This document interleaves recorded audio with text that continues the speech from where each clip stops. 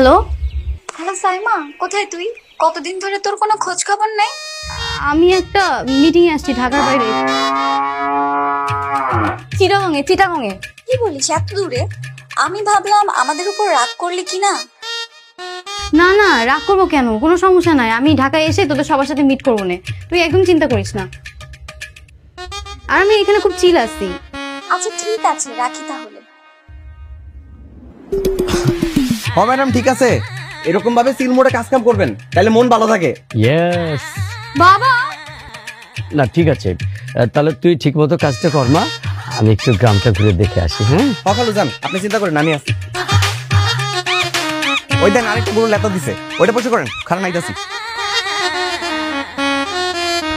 এই সহজ জিনিসটা বুঝেন না? ওই দিকে যান, আরো যান। আরে গুতা দিব না, যান, আমাকে লাভ অনেক ভালো আছে, যান ওই দিকে। ওইটা গুতা দেন, গুতা দিয়ে তোলেন, ভালো মতো তোলেন।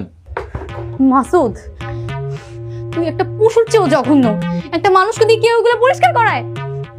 ম্যাডাম, গত বছর 31 নাইটে আমার লগে কি করছিলেন মনে আছে? সব বন্ধু মিলা কত উল্টাপাল্টা কত কিছু খাইলেন, তারপর সপ্তাহে মিলা বমি করলেন, এই সবকিছু আমার দিয়ে আপনারা পরিষ্কার করাইছিলেন। তখন আমরা মানুষ মনে হয় নাই? বমি আর গোবর এক হইলো?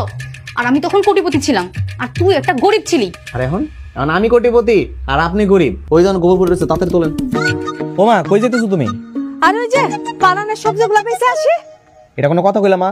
তোমার বাড়িতে কাজের মা থাকতে তোমার এগুলো বেঁচতে দাম লাগবো? কারো ডাক দিতেছি।